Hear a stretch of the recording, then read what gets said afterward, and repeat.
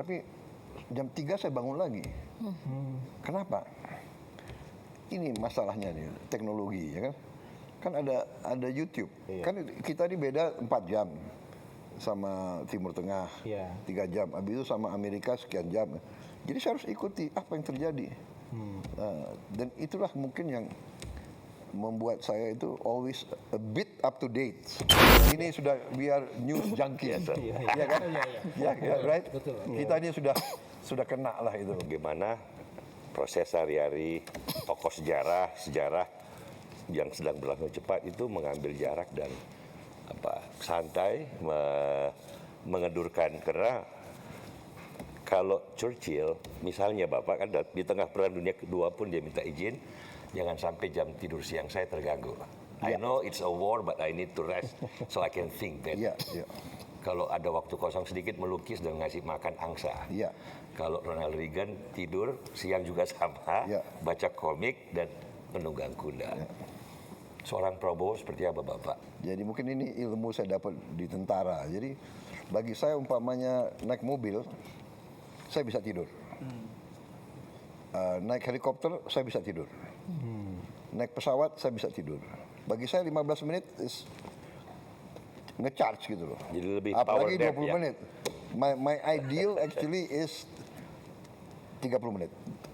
Jadi kadang-kadang saya tidurnya jam 1. Tapi jam 3 saya bangun lagi. Kenapa? Ini masalahnya nih, teknologi ya kan. Kan ada YouTube. Kan kita ini beda 4 jam sama Timur Tengah. 3 jam. Habis itu sama Amerika sekian jam. Jadi saya harus ikuti apa yang terjadi. Dan itulah mungkin yang membuat saya itu always a bit up to date. Nah, karena saya punya kebiasaan jam 3 saya bangun, saya buka YouTube. Jam 3 di Singapura ya. Itu kalau nggak salah di Washington DC around 3 siang ya. Di Washington di situ kalau nggak salah at that time Presiden Biden baru ngomong sesuatu gitu loh.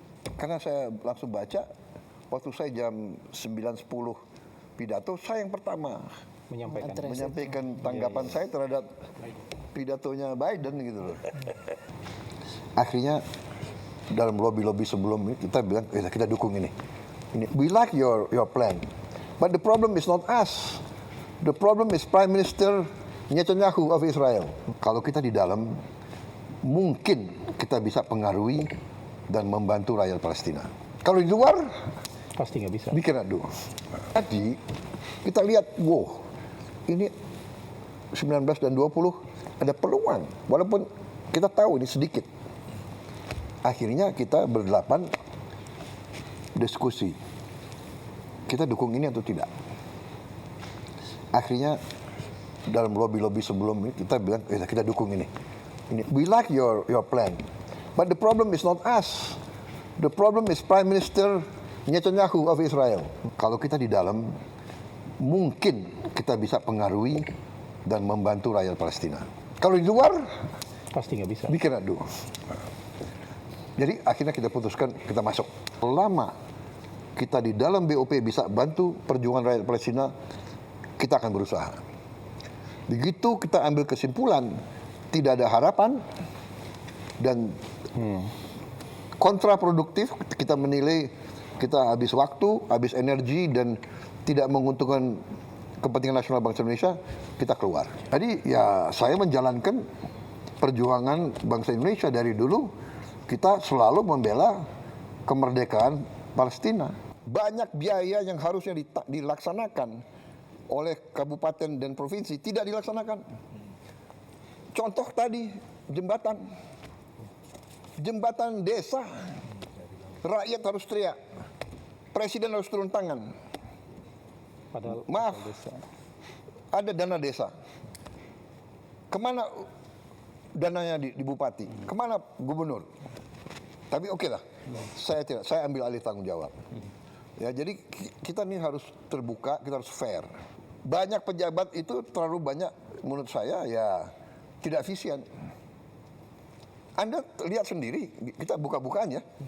Ada kabupaten, apa kabupatennya? Pemerintah daerah, dia beli mobil dinas gubernur berapa? 8M. Saya Presiden Republik Indonesia, saya pakai mobil mau buatan Indonesia. Iya kan? Harganya 700 juta itu. Mungkin karena ini presiden ya, ada anti peluru, mungkin harganya 1M. Tapi tidak 8M. Coba kita selidiki semua. Efisiensi, habis itu kunjungan kerja. Sudahlah, itu yang kita minta, kesadaran, rasa tanggung jawab, ya kan? Bupati, kerja untuk rakyatmu. Gubernur, kerja untuk rakyatmu, ya kan? Itu yang kita minta. Waktu pertama kita lakukan efisiensi, kita menghemat 308 triliun dari pusat sebagian besar. Ya. Dan dari mana itu? Dari semua pengeluaran yang akal-akalan. Keyakinan saya itu semua 308 ini kalau tidak potong, ini ke arah korupsi. Kalau angka itu artinya kita 30% lebih tidak efisien dari Thailand, Malaysia, Filipina apalagi, Vietnam apalagi. Kalau saya pakai ini sebagai dasar, artinya saya datang mendekati APBN kita yang 3.700 triliun, which is 230 miliar dolar. Pertama saya sudah lihat, ini 30% dari 230 itu 75 miliar dolar. Tidak efisien ini. Saya lihat negara-negara lain, umpamanya lagi mikir hari kerja jadi 4, dari 5 jadi 4. Filipina, Pakistan sudah. Kemudian work from home, bekerja dari rumah. Waktu COVID kita lakukan, cukup berhasil. Ya, saya kira kita bisa lakukan itu juga. Mungkin 75% karyawan dan pegawai bisa kerja dari rumah. Saya langsung cek, panggil kepala BGN dan saya terus cross check. Saya kirim orang-orang saya yang ngecek. Saya kira kalau nggak salah ya, mungkin saya bisa cek langsung malam ini. Dari sekian puluh ribu dapur sudah kita tutup lebih dari 1.000. Ini saya punya wakil kepala, satu ibu ya, ibu Nani ya. Ini galak sekali dia. Ya, dia sidak terus kerjanya. Yang sudah disuspend 1.030. Nah, dan yang kita lakukan sekarang adalah sertifikasi.